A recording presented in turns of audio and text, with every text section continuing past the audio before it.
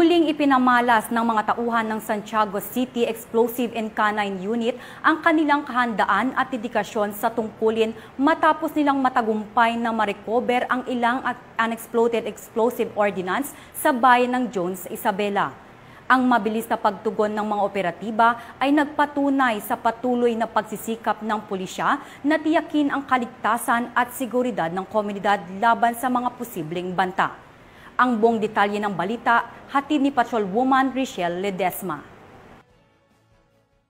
Tinungo at nirecover ng mga tauhan ng Santiago City Explosive and Canine Unit ang mga unexploded explosive ordnance matapos makatanggap ng impormasyon na diskubre ng isang mangingisda na residente ng Barangay Payac Jones, Isabela ang mga UXO.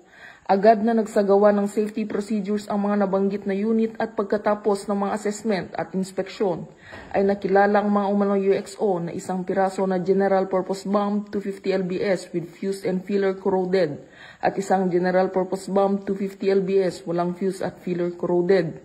Inilapat ang mga ito sa pamamagitan ng paglalagay ng 2 piraso ng kahoy na pambalot sa katawan ng nasabing UXO para mapatatag sa panahon ng transportasyon.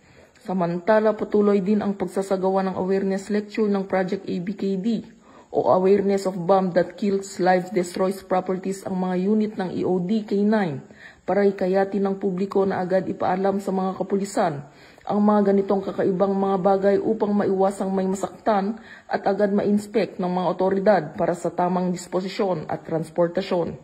Ang mga ganitong hakbang ng hanay ng pambansang pulisya ay sumasalamin sa bagong PNP na may serbisyong mabilis, tapat at nararamdaman tungo sa ligtas at maunlad na bagong Pilipinas.